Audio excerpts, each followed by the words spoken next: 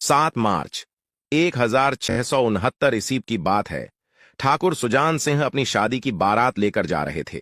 22 वर्ष के सुजान सिंह किसी देवता की तरह लग रहे थे। ऐसा लग रहा था मानो देवता अपनी बारात लेकर जा रहे हों।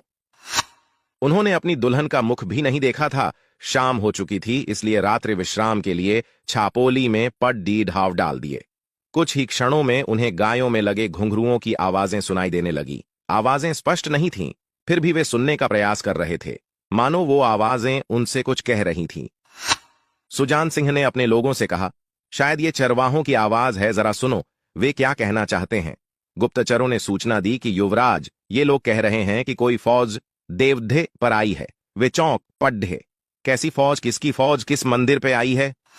जवाब आया, युवराज, ये औरंगजेब की बहुत ही विशाल सेना है, जिसका सेनापति दराब खान है, जो खंडेला के बाहर पड्डा डाल रखी है। कल खंडेला स्थित श्री कृष्ण मंदिर को तोड़ ढाट दिया जाएगा। निर्णय हो चुका था, एक ही पल में सब कुछ बदल गया। शादी के खुशनुमा चेहरे अचानक सख्त हो चुके थे, कोमल शरीर वज्र के समान कठोर हो चुका था। जो बाराती थे वे सेना में तब्दील हो चुके थे। वे अपनी सेना के लोगों से विचार विमर्श करने लगे।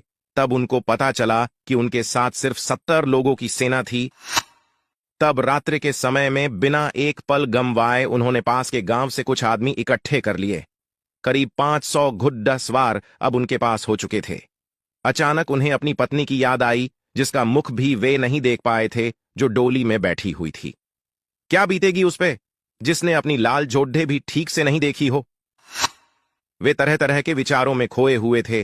तभी उनके कानों में अपनी मां को दिए वचन याद आए, जिसमें उन्होंने राजपूती धर्म को न छोड़ ढहने का वचन दिया था। उनकी पत्नी भी सारी बातों को समझ चुकी थी। डोली की तरफ उनकी नजर गई। उनकी पत्नी मेहंदी वाली हाथों को निकालकर इशारा कर रही थी। मुख पे प्रसन्नता के भाव थे। वो एक सच्ची क्षत्राणी का कर्तव्य निभा रही थी, मानो वो खुद तलवार लेकर दुश्मन पे टूट पड़ डीजना चाहती थी, परंतु ऐसा नहीं हो सकता था। सुजान सिंह ने डोली के पास जाकर डोली को और अपनी पत्नी को प्रणाम किए और कहारों और नाई को डोली सुरक्षित अपने राज्य भेज देने का आदेश दे दिया और खुद खंडेला को घेर कर उसकी चौकसी करने लगे। लोग कहते हैं कि मानो खुद कृष्ण उस मंदिर की चौकसी कर रहे थे। उनका मुखद्दा भी श्री कृष्ण की ही तरह चमक रहा था। 8 मार्च 1679 को दराब खान की सेना आमने सामने आ चुकी थी। महाकाल भक्त सुजान सिंह ने अपने इष्ट देव को याद किया और हर हर महादेव के जय घोष के साथ 10,000 की मुगल सेना के साथ सुजान सिंह के 500 लोगों के बीच घनघोर युद्ध आरंभ हो गया।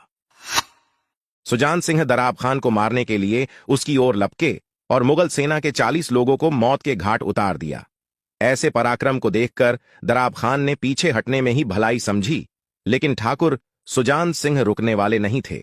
जो भी उनके सामने आ रहा था वो मारा जा रहा था। सुजान सिंह साक्षात मृत्यु का रूप धारण करके युद्ध कर रहे थे। ऐसा लग रहा था मानो खुद महाकाल ही युद्ध कर रहे हों।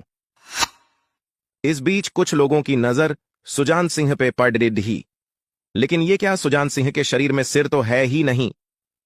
लोगों को घोर आश्चर्य हुआ, लेकिन उनके अपने लोगों को यह समझते देर नहीं लगी कि सुजान सिंह तो कब के मोक्ष को प्राप्त कर चुके हैं। ये जो युद्ध कर रहे हैं वे सुजान सिंह के इष्ट देव हैं। सबों ने मन ही मन अपना शीश झुकाकर इष्ट देव को प्रणाम किए। अब दराब खान मारा जा चुका था, मुगल सेना भाग रही थी, लेकिन ये क्या, सुजान सिंह घुड्ढे पे सवार बिना सिर के ही मुगलों का संहार कर रहे थे। उस युद्ध भूमि में मृत्यु का ऐसा तांडव हुआ जिसका अंदाजा इसी बात से लगाया जा सकता है कि मुगलों की 7,000 सेना अकेले सुजान सिंह के हाथों मारी जा चुकी थी। जब मुगल की बची खुची सेना पूर्ण रूप से भाग गई, तब सुजान सिंह, जो सिर्फ शरीर मात्र थे, मंदिर का रुख किए। इतिहासकार कहते हैं कि देखने वालों को सुजान के शरीर से दिव्य प्रकाश का तेज निकल रहा दिखता। एक अजीब विस्मित करने वाला प्रकाश निकल रहा था, जिसमें सूर्य की रोशनी भी मंद पड्डी आच रही थी। ये देखकर उनके अपने लोग भी घबरा गए थे और सब ने एक साथ श्री कृष्ण की स्तुति करने लगे। घोड़े से नीचे उतरने के बाद सुजान सिंह का शरीर मंदिर की प्रतिमा के सामने जाकर लुढ़क गया और एक शूरवीर योद्धा का अंत हो गया। मां भारती के इस शूरवीर योद्धा को कोटि कोटि नमन।